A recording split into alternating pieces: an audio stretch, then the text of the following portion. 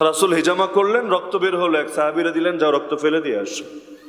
কিছুক্ষণ পর আসলেন, জিজ্ঞেস করলেন ফেলেছো? হ্যাঁ ফেলেছি আল্লাহর রাসূল। আলকাইতুহু আখফা মাকান, সবচাইতে গোপন জায়গায় ফেলেছি। দুনিয়ার লোকে বুঝবে সবচাইতে গোপন জায়গায় মানে কোনো গর্ত, কোনো বন জঙ্গলের চিপা চাপা, এখানে ফেলে দিয়ে এসেছি। কিন্তু আল্লাহর বান্দা বোঝাচ্ছে, নবী আমার পেটের মধ্যে এটা ঢেলে দিয়েছি, এমন গোপন জায়গা, বাইরের কোনো জায়গা এর চাইতে গোপন হতে পারে না।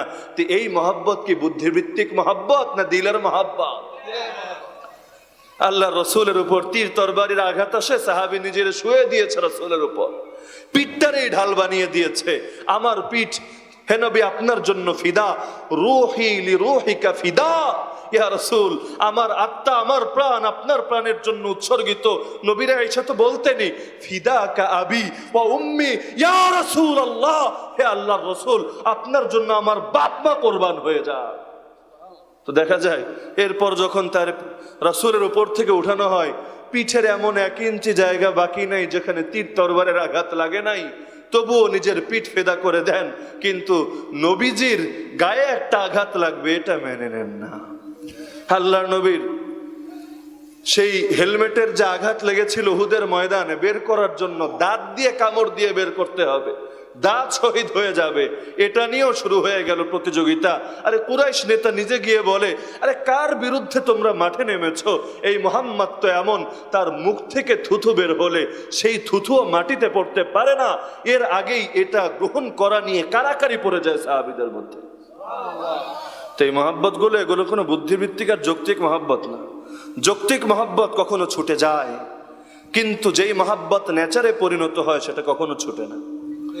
লঞ্চ ডুবে গেছে, জামাই বউ দুজনেই পড়ে গেছে পানিতে, সে সময় 2 ধরনের চিত্রই দেখা যায়। কখনো দেখা যায় বউরে বাঁচাইতে গিয়া জামাই বেচারেও ডুবে মরে গেছে, কখনো 2 জন বেঁচে ফিরেছে। আর মাঝে মধ্যে এমন নিউজও আসে বউ বাচ্চারে ফালায়া নিজেই তাড়াতাড়ি সাঁতার কাইটা তীরে চলে আসছে। তো মানুষ যখন কাউরে জান প্রাণ দিয়া ন্যাচারাল ভাবে মহব্বত করে, সে তার অস্তিত্ব ছাড়া নিজের অস্তিত্বরে অনর্থক মনে করে।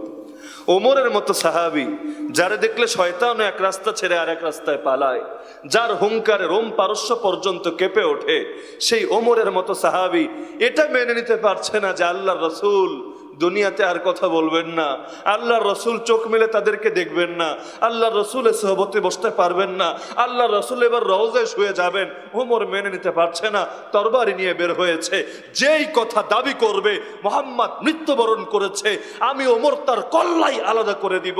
আরে আবু বকরকে গিয়ে তখন শান্ত করতে হয়, দেখো ওমর শোনো তোমরা সব সাহাবীরা, মান কানা ইয়াবুদু মুহাম্মাদান ফাইন্না মুহাম্মাদান কদ মাত ওয়া মান কানা ইয়াবুদুল্লাহ ফাইন্না আল্লাহ হাইয়ুন লা ইয়ামুত। তোমরা যদি মুহাম্মাদের ইবাদত করে থাকো তাহলে শুনে রাখো মুহাম্মদ মৃত্যুবরণ করেছে। আর ইবাদত যদি আল্লাহর করো তোমাদের ভয়ের কি আছে, মন ভাঙার কি আছে? আল্লাহ চিরকাল থাকবেন, আল্লাহর মরণ বলতে কিচ্ছু নাই। আমার নবী নিজেই ফিতনার হাদিসে বলেছেন, গায়রুদ দাজ্জাল আখওয়াফুনি আলাইকুম ইন ইয়াখরুজ ওয়া আনা ফীকুম ফাআনা হাজিজুহু দুনাকুম ওয়া ইন ইয়াখরুজ ওয়া লাস্তু ফীকুম ফামরুউন হাজিজু নাফসি ওয়াল্লাহু খলিফাতি আলা কুল্লি মুসলিম। দাজ্জাল ছাড়া আর কোনো ফিতনা আমি তোমাদের জন্য সবচাইতে বেশি ভয় করি না। দাজ্জাল যদি দুনিয়াতে আসে, আমি নবী জিন্দা থাকি, তোমাদের লাগবে না, আমি একাই তার মোকাবেলা করব।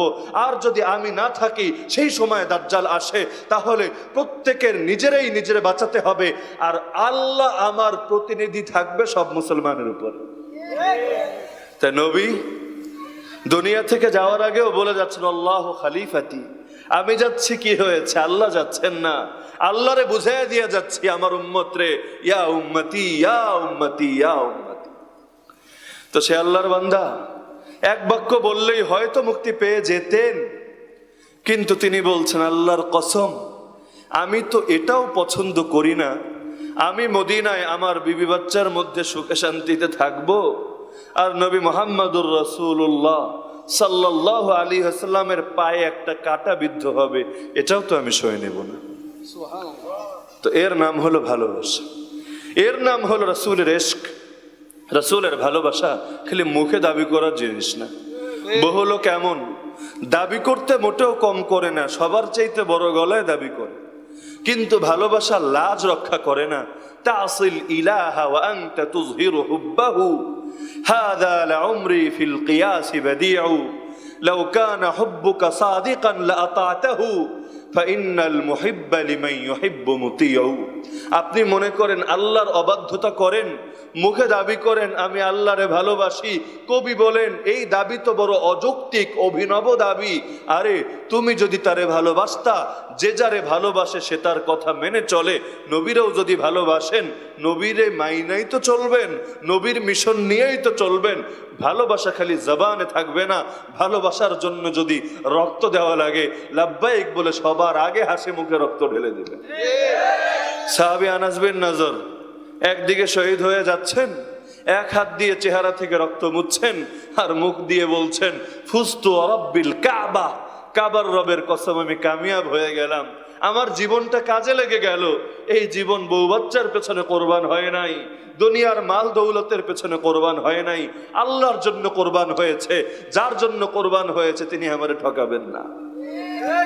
তা আল্লাহ রাসূল সাল্লাল্লাহু আলাইহি ওয়াসাল্লামকে ভালোবাসতে হবে, এমনকি তার সব জিনিসকে ভালোবাসতে হবে। নবীর সঙ্গে রিলেটেড এমন কোনো কিছুকে যদি কেউ অপছন্দ করে, অথবা অপছন্দ না, বাহ্যিকভাবে বেয়াদবি প্রকাশ পায় এমন কিছুও করে, তাকে বর্জন করা মুসলমানদের জন্য জরুরি হয়ে যায়। ওই যে একটু আগে বললাম চিঠি ছিঁড়েছে, নবী এক বদদুয়া দিয়েছেন, কারণ চিঠি ছিঁড়েছে। চিঠি আমারটা ছিঁড়লেন আর নবীরটা ছেঁড়া হলো, দুটো এক না।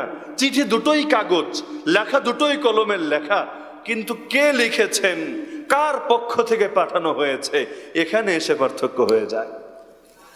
আল্লাহ রাসূল সাল্লাল্লাহু আলাইহি ওয়াসাল্লাম বলেন মান কুনতু মাওলাহু ফাহাদা আলিয়ুন মাওলা, আমি যার বন্ধু আলীও তার বন্ধু। তার মানে কেউ আমারে ভালোবাসবে আর আলীরে ঘৃণা করবে এটা হবে না, কারণ আলী আমার সঙ্গে সম্পর্কিত। আলীরে ঘৃণা করার মানে আমারে ঘৃণা করা। রাসূল বলেন মান আহাব্বানি ফালিউহিব্বা উসামা, কেউ আমারে ভালোবাসলে সে যেন উসামারে ভালোবাসে। কেন? আল্লাহর রাসূল তার জীবনের শেষ বাহিনী জিহাদের যে কাফেলা পাঠিয়েছিলেন সেই বাহিনীর আমির বানিয়েছিলেন তরুণ উসামাকে। সেই উসামা সেই সময় বয়সে অনেক ছোট, সেই বাহিনীতে ওমরের মতো বীর সাহাবীরা আছে। তো এত বড় বড় সাহাবী থাকবে আর বাহিনীর কমান্ডার ইন চিফ থাকবে একটা বাচ্চা ছেলে, এটা অনেকের একটু দৃষ্টিকটু মনে হচ্ছিল, একটু কথাবার্তা চলছিল। এখন রাসূলের কথা অমান্যও করা যায় না, আবার একটু কেমন ইগো লাগে আর কি। তো এখন বিভিন্ন কথাবার্তা উঠছিল। আল্লাহ রাসূল বলেন দেখো, আমি যখন তার বাবা যায়েদকে তোমাদের আমির বানিয়েছিলাম, যায়েদ যেহেতু এক সময় গোলাম ছিল, সেই সময়ও তোমরা বিভিন্ন কথাবার্তা বলেছিলা, কিন্তু আল্লাহ দেখিয়ে দিয়েছেন আমার সিদ্ধান্তই সঠিক ছিল, যায়েদ যোগ্য নেতা ছিল। সুতরাং এখনো উসামাকে নিয়ে কোনো আপত্তি করবা না তোমরা। মান আহাব্বানি ফালিউহিব্বা উসামা, কেউ আমাকে ভালোবাসলে সে যেন উসামাকে ভালোবাসে। এ কারণে উসামা রাদিয়াল্লাহু আনহু নামের সঙ্গেই বলা হয় হিব্বুর রাসূল, আল্লাহর রাসূলের ভালোবাসার মানুষ। একইভাবে আল্লাহ রাসূল বলেন আলামাতুল ঈমান হুব্বুল আনসার ওয়া আলামাতুন নিফাক বুগযুল আনসার। তুমি যে মুমিন, তোমার ঈমানের নিদর্শন হলো তুমি আনসারী সাহাবীদেরকে ভালোবাসো। তুমি মুনাফিক, তোমার নিফাকের নিদর্শন হলো তুমি আনসারীদেরকে ঘৃণা করো। কেন? তারাও মানুষ, পৃথিবীতে কত মানুষই তো আছে, তাদেরকে ভালো না বাসলে মুনাফিক, ভালোবাসলে মুমিন। কেন? কারণ এটাই তারা রাসূলের সঙ্গে সম্পর্কিত ছিলেন, রাসূলের জন্য তারা অনেক কোরবানি দিয়েছিলেন। রাসূল তাদের 3 পুরুষের জন্য দোয়া করে গিয়েছিলেন আল্লাহুম্মা আরহামিল আনসার ওয়া আবনা আল আনসার ওয়া আবনা আবনাইল আনসার, আল আনসারু শিআর ওয়ান নাসু দিসার। তো আল্লাহর রাসূল সাল্লাল্লাহু আলাইহি ওয়াসাল্লামের সঙ্গে যেই জিনিস ন্যূনতম সম্পর্ক রাখে সেটাকে ভালোবাসা মুমিনের জন্য ফরজ হয়ে যায়।